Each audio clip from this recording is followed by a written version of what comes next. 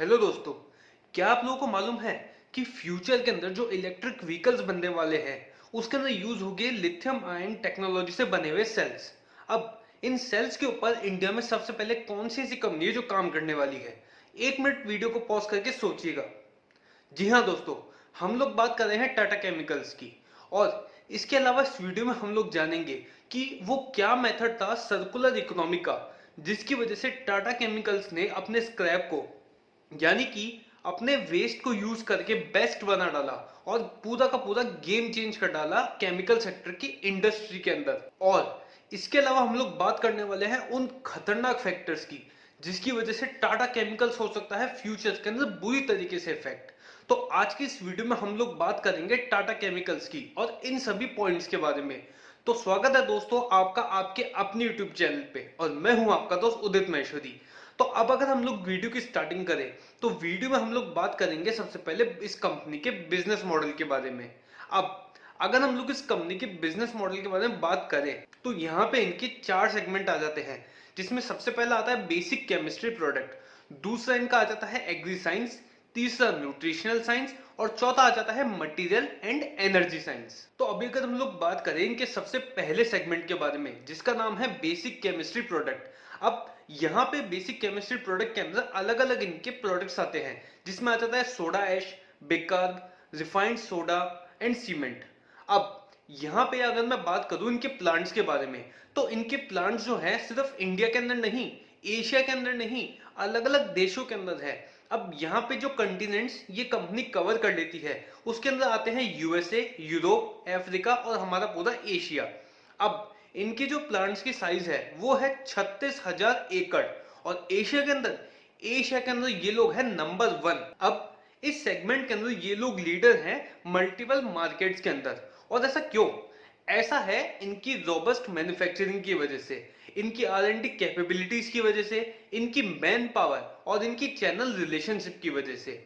अब इस सेगमेंट के अंदर इन लोगों ने मीठापुर प्लांट के अंदर, जो कि है गुजरात के अंदर, उसके अंदर किया है जोरदार एक्सपेंशन केपेक्स का, और वो है 1200 करोड़ का।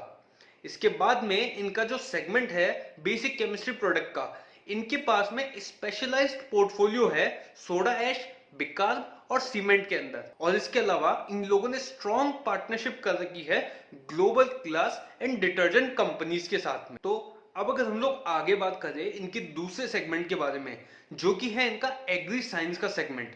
अब इनका जो एग्री साइंस का सेगमेंट है ये पूरी तरीके से इनकी जो सब्सिडरी है रैलिस इंडिया वो ही संभालती है। इनके जितने भी प्रोडक्ट, जितने भी सॉल्यूशंस हैं इस सेगमेंट के अंदर वो बनाती है रैलिस इंडिया। तो अब हम लोग थोड़ी बहुत बातचीत यहाँ पे करते हैं रैलिस इंडिया के बारे में। अब बेसिकली रैलिस इंडिया जो है उन्होंने जब काम अपना स्टार्ट किया था तो वो थी एक सिर्फ पेस्टिसाइड बनाने की मैन्युफैक्चरिंग कंपनी। लेकिन आज के टाइम में आज के टाइम में ये कंपनी बन चुकी है एक डाइवर्सिफाइड प्लेयर एग्रीकल्चर के सेक्टर के अंदर। यहाँ पे ये लोग एग्रीकल्चर इनपुट इंडस्ट्री के अंदर भी शामिल हैं। अब इस सेगमेंट के अंदर इनकी जो प्रोडक्ट्स हैं वो है सीड, क्रॉप प्रोटेक्शन फॉर्मूलाज और अदर एग्रीकल्चरल इनपुट्स। अब यहाँ पे इनकी जो रीच है वो काफी ज्यादा वाइड है, क्योंकि इन्होंने ऑल ओवर इंडिया के अंदर 80% से भी ज्यादा डिस्ट्रिक्ट को कवर कर रखा है। अब यहाँ पे ये जो सेगमेंट है इसके अंदर ये लोग नए नए प्रोडक्ट्स को भी लॉन्च करने वाले हैं, और ये जो प्रोडक्ट ये लोग लॉन्च करेंगे ये रहेंगे क्रॉप प्रोटेक्शन, न्यूट्रिशन और सीड्स के सेगमेंट के अंदर। अब इसके अलावा इनकी जो कंपनी है रैलिस इंडिया उसने भी यहाँ पे 2 नए ब्रांड्स को और लॉन्च कर दिया है। इन दोनों ब्रांड्स का जो नाम है वो है जायंगट और एयान। अब जायंगट की अगर हम लोग बात करें तो अब यहाँ पे जो जायंगट है वो डिलीवर करेगा स्टेम बॉर्डर कंट्रोल को और रूट ग्रोथ को वो प्रमोट करेगा, जिसकी वजह से होगा अर्ली क्रॉप एस्टेब्लिशमेंट। इसके अलावा जो एयान है वो एक एक्सीलेंट कॉम्बिनेशन से बना हुआ फंगीसाइड है जो कि रोकेगा डिजीज को। इसके अलावा ये लोग 800 करोड़ का इन्वेस्टमेंट भी करने वाले हैं, और इस 800 करोड़ की इन्वेस्टमेंट की वजह से ये लोग प्रमोट कर पाएंगे मॉलिक्यूल्स की ग्रोथ को, और इसके अलावा ये लोग एनहेंस करेंगे फॉर्मुलेशन प्लांट की कैपेसिटी को भी। अब अगर हम लोग बात करें नेक्स्ट इनके सेगमेंट के बारे में जिसका नाम है न्यूट्रिशनल साइंस। अब न्यूट्रिशनल साइंस के अंदर इनके पास में इंग्रेडिएंट और फॉर्मुलेटरी सॉल्यूशन आते हैं जिसके अंदर से निकल के आता है प्रीबायोटिक डाइटरी फाइबर्स। अब ये प्रीबायोटिक डाइटरी फाइबर्स जो है वो काम आता है ह्यूमंस और एनिमल्स की हेल्थ के लिए। इसके अलावा इस सेगमेंट के अंदर इनके पास में स्ट्रॉन्ग प्रोडक्ट डिफरेंशिएशन है, और इसके अलावा इन लोगों के पास में है डीप साइंटिफिक नो हाउ। और यहाँ पे इस सेगमेंट के अंदर जो इनके प्रोडक्ट्स हैं वो है सारे पेटेंट प्रोटेक्टेड। इसके अलावा इस सेगमेंट के अंदर जो इनके फ्लैगशिप प्रोडक्ट हैं उनके नाम है फोसेंस और गोसेंस प्रो। अब अगर हम लोग बात करें कि इस सेगमेंट के अंदर ये लोग पैसे को कहाँ पे इन्वेस्ट करने वाले हैं, तो सबसे पहले ये लोग माइक्रोबियोम और फर्मेंटेशन बेस्ड इंग्रेडिएंट्स को डेवलप करने वाले हैं। इसके अलावा ये लोग स्ट्रॉन्ग क्वालिटी के नेचुरल एक्सट्रैक्ट भी निकालेंगे फूड और फार्मा इंडस्ट्री के लिए। तो दोस्तों, अब यहाँ से आगे बढ़ने से पहले अगर आपको ये वीडियो पसंद आ रहा है तो प्लीज इस वीडियो को लाइक करना ना भूलें, क्योंकि अब हम लोग उस सेगमेंट के बारे में बात करने वाले हैं जिसकी वजह से टाटा केमिकल्स का फ्यूचर एकदम ही अच्छे तरीके से चेंज हो जाएगा। और टाटा केमिकल्स जो है वो फ्यूचर के अंदर आपको दे पाएगा मल्टी बैगर रिटर्न्स। तो ये जो सेगमेंट है वो है मटेरियल और एनर्जी साइंस का। अब अगर हम लोग इसके अंदर बात करें सबसे पहले मटेरियल साइंस के बारे में, तो मटेरियल साइंस के अंदर ये लोग अब करने वाले हैं सिलिका की कैपेसिटी को एक्सपेंड। नैनो जिंक ऑक्साइड का जो बिजनेस है उसको ये लोग स्केल अप करने वाले हैं। और स्केल अप कैसे करेंगे? कोटिंग और एडिटिव मटेरियल को इंट्रोड्यूस करके। और नैनो मटेरियल्स के अंदर ये लोग हैं लीडिंग प्लेयर। तो यहाँ पे ये लोग फोकस करेंगे हेल्थ केयर के ऊपर और कुछ एडवांस एप्लीकेशंस के ऊपर। अब इसके अलावा अगर हम लोग आगे बात करें इसी सेगमेंट के बारे में, तो यहाँ पे ये लोग सिलिका को यूज करने वाले हैं फ्यूल एफिशिएंट ग्रीन टायर्स को बनाने के लिए। और इसके अलावा ये लोग सिलिका को यूज करेंगे नॉन टायर रबड़ और नॉन रबड़ एप्लीकेशंस के लिए। इसके अलावा जो इनका नैनो जिंक ऑक्साइड है उसको ये लोग यूज करेंगे improved anti fungal, anti microbial और यूवी ब्लॉकिंग प्रॉपर्टीज बनाने के लिए। इसके अलावा इंडस्ट्रियल और कॉस्मेटिक एप्लीकेशन भी ये लोग डेवलप करेंगे इसी नैनो जिंक ऑक्साइड के थ्रू। और अब अगर हम लोग बात करें एनर्जी साइंस के बारे में, तो यहाँ पे ये लोग डेवलप करने वाले हैं 1 गीगावाट आवर सेल लाइन से भी ज्यादा साल 2021 के अंदर। अब अगर हम लोग आगे यहाँ पे बात करें टाटा केमिकल्स के उस गेम चेंजिंग प्रोडक्ट के बारे में जिसका नाम है लिथियम आयन टेक्नोलॉजी से बने हुए सेल्स। अब ये सेल्स कहाँ काम आएंगे? ये सेल्स काम आएंगे आपके इलेक्ट्रिक व्हीकल्स के अंदर। तो देखा आपने कैसे ऑटोमेटिकली एक बहुत बड़ा मार्केट तैयार है टाटा केमिकल्स के इस प्रोडक्ट के लिए। अब इसके अलावा यहाँ पे टाटा केमिकल्स ने कोलैबोरेशन भी कर लिया है बहुत ही सारे world class cells producing companies के साथ में। इसके अलावा जो टाटा केमिकल्स है वो यहाँ पे स्केल अप करेगा लिथियम आयन टेक्नोलॉजी से बने हुए सेल्स की रिसाइकलिंग के ऑपरेशंस को। और यहाँ पे टाटा केमिकल्स ने एक प्लेटफॉर्म को भी क्रिएट किया है जिसकी मदद से ये बनेगा world class provider electrochemistry solution का। और यहाँ पे लिथियम आयन सेल्स के प्रोडक्शन के लिए टाटा केमिकल ने परचेज किया है 127 एकड़ का लैंड ढोलेरा गुजरात के अंदर। और यहाँ पे अगर हम लोग बात करें इनके ट्राई सर्कुलर इकोनॉमी के बारे में जिसके बारे में मैंने आपको वीडियो के स्टार्टिंग में बताया था, तो अब इस ट्राई सर्कुलर इकोनॉमी के अंदर होगा ये कि टाटा केमिकल्स यहाँ पे प्रोड्यूस करेगा लिथियम आयन सेल्स को। ये यूज होंगे इलेक्ट्रिक व्हीकल्स के अंदर। इलेक्ट्रिक व्हीकल्स में से यूज होने के बाद में जब ये स्क्रैप हो जाएंगे तो यहाँ पे टाटा केमिकल्स इसको वापस अपने पास में बाय कर लेगा। बाय करने के बाद में टाटा केमिकल्स करेगा इसकी रिसाइकलिंग। और रिसाइकलिंग करते वक्त जो क्रिटिकल मटेरियल्स इसके अंदर रहेंगे जो कि आगे यूज किए जा सकते हैं लिथियम आयन सेल्स के अंदर, उस चीज को टाटा केमिकल्स अपने पास में रिस्टोर कर लेगा। और इसके अलावा अगर मैं कुछ दूसरे पॉइंट्स आपके साथ में शेयर करूं, तो यहाँ पे इन लोगों ने कंप्लीटली डिमर्ज कर दिया है अपने कंज्यूमर प्रोडक्ट बिजनेस को, जिसकी मदद से ये लोग अब फुल्ली फोकस्ड हो चुके हैं कि ये लोग बन जाए एक साइंटिफिक ड्रिवन केमिस्ट्री कंपनी। इसके अलावा इन लोगों ने एंडोवर ग्रुप से उनका 25% स्टेक भी बाय कर लिया है टाटा केमिकल्स का। यानी कि अब टाटा केमिकल्स के अंदर जो प्रमोटर्स हैं वो है सिर्फ टाटा केमिकल्स, इसके अलावा कोई शामिल नहीं है इसके अंदर। और इसके अलावा अगर मैं बात करूं इनकी क्लाउड बेस्ड टेक्नोलॉजी का जिसका नाम है कैम कनेक्ट, तो अब ये कैम कनेक्ट यहाँ पे कैसे इनका गेम चेंजिंग प्रोडक्ट है मैं आपको उसके बारे में बताता हूँ। अब यहाँ पे होता क्या है कि जो कैम कनेक्ट है वो है वन स्टॉप शॉप सोल्यूशन। यहाँ पे रियल टाइम एक्सेस मिलता है सारी सर्विसेज का। और इसके अलावा अगर आपको कोई भी चीज बाय करनी है टाटा केमिकल से तो इसी ऐप के थ्रू आप ऑर्डर प्लेस कर सकते हैं।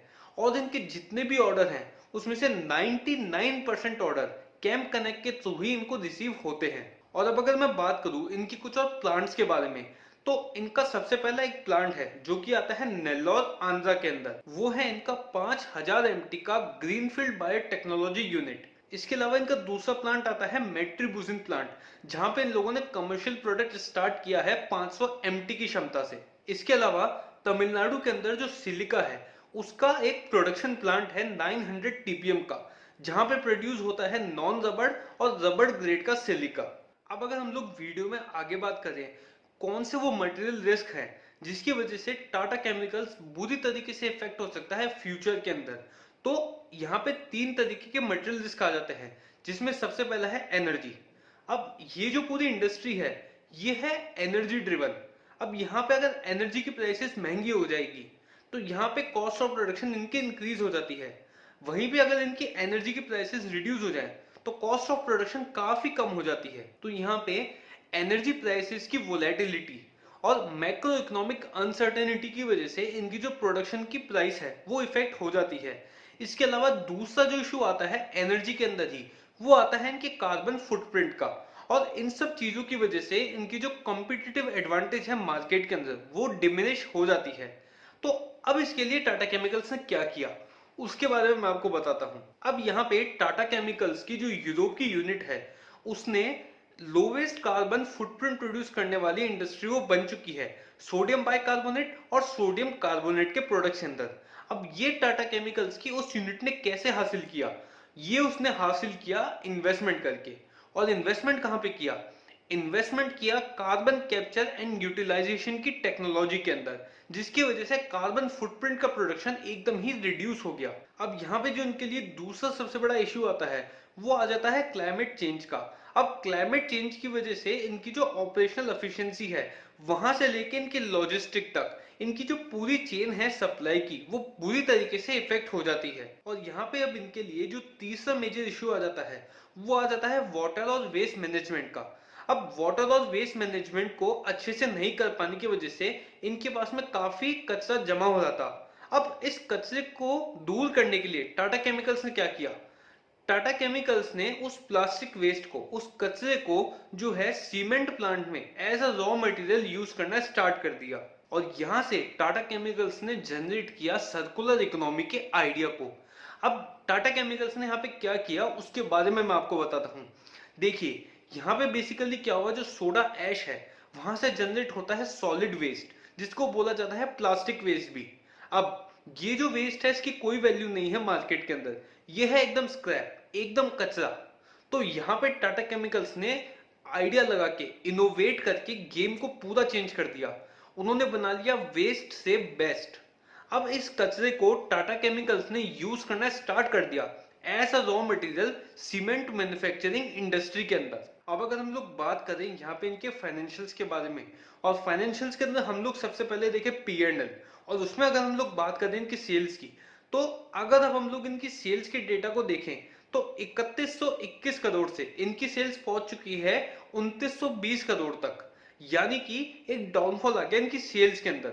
अब ऐसा क्यों हुआ, ऐसा इस वजह से हुआ क्योंकि इनके बेसिक केमिस्ट्री प्रोडक्ट के अंदर जो सोडा ऐश का कंपोनेंट है उसकी सेल्स चली गई डाउन। और इस सेल्स का जो डाउनफॉल आया उसको कंपनसेट किया काफी हद तक इनके स्पेशलिटी प्रोडक्ट्स की सेल ने। लेकिन अगर हम लोग ओवरऑल देखेंगे तो नेट नेट इनकी सेल्स डाउन चली गई ईयर ऑन ईयर बेसिस पे। अब इसके बाद में अगर हम लोग देखें इनका अदर इनकम, तो अदर इनकम के अंदर भी इन लोगों ने सेल्स की जैसे ही एक डाउनफॉल को फेस किया। अब यहाँ पे इसकी वजह क्या रही, इसकी वजह रही सबसे पहले कि जो एफडी के ऊपर इनको इंटरेस्ट मिला उसकी रेट्स गिरने की वजह से यहाँ पे इंटरेस्ट का अमाउंट भी कम हो गया। और दूसरा जो इन लोगों ने इन्वेस्टमेंट्स को सेल किया था उसके अंदर जो रियलाइजेशन हुआ इनको प्रॉफिट का वो भी काफी कम हुआ। तो इस वजह से अदर इनकम के अंदर भी ईयर ऑन ईयर बेसिस पे डाउनफॉल आ गया। अब यहाँ पे इनके लिए एक अच्छी बात ये रही कि इनके फाइनेंस कॉस्ट के अंदर ईयर ऑन ईयर बेसिस पे 50% का डाउनफॉल आ गया। अब ऐसा क्यों हुआ, ऐसा इसलिए हुआ क्योंकि इन लोगों ने रिपेमेंट कर दिया था अपनी एक्सटर्नल कमर्शियल बोरिंग्स का और नॉन कन्वर्टेबल डिबेंचर्स का।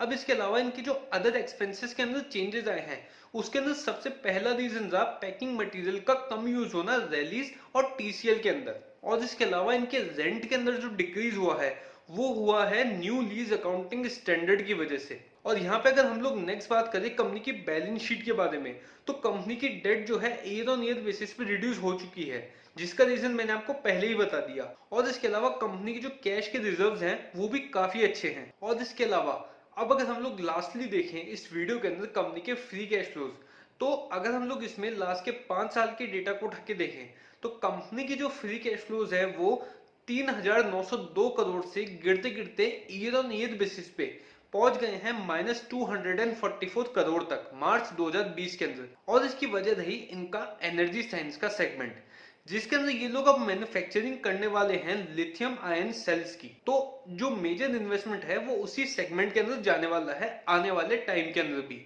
और इसके अलावा जो इनके दूसरे सेगमेंट हैं जिसके बारे में हम ऑलरेडी डिस्कस कर चुके हैं, इन सेगमेंट्स के अंदर भी थोड़ा थोड़ा निवेश टाटा केमिकल्स को हर साल करना रहेगा। तो अभी यहाँ पे आने वाले टाइम में जो कैश फ्लोज है उनका पॉजिटिव होना थोड़ा यहाँ पे मुश्किल लग रहा है, लेकिन आने वाले टाइम में जब इनका केपेक्स साइकिल पूरा हो जाएगा, यानी कि आज से 2-3 साल बाद में अप्रोक्सीमेटली, तब उसके बाद में जो फ्री कैश फ्लोज निकल के आएंगे वो काफी शानदार यहाँ पे निकल के आएंगे। तो दोस्तों ये था हमारा पूरा एनालिसिस टाटा केमिकल्स के ऊपर। उम्मीद करते हैं वीडियो को पसंद आया होगा। तो प्लीज दोस्तों इस वीडियो को लाइक करना, शेयर करना और चैनल को सब्सक्राइब करना ना भूलें। साथ ही प्लीज कमेंट बॉक्स में हमें जरूर बताइएगा कि वीडियो को कैसा लगा। इसके अलावा साथ में ये भी बताइएगा कि ऐसा ही सेम एनालिसिस का वीडियो आप कौन से शेयर के ऊपर देखना चाहते हैं। तब तक के लिए धन्यवाद।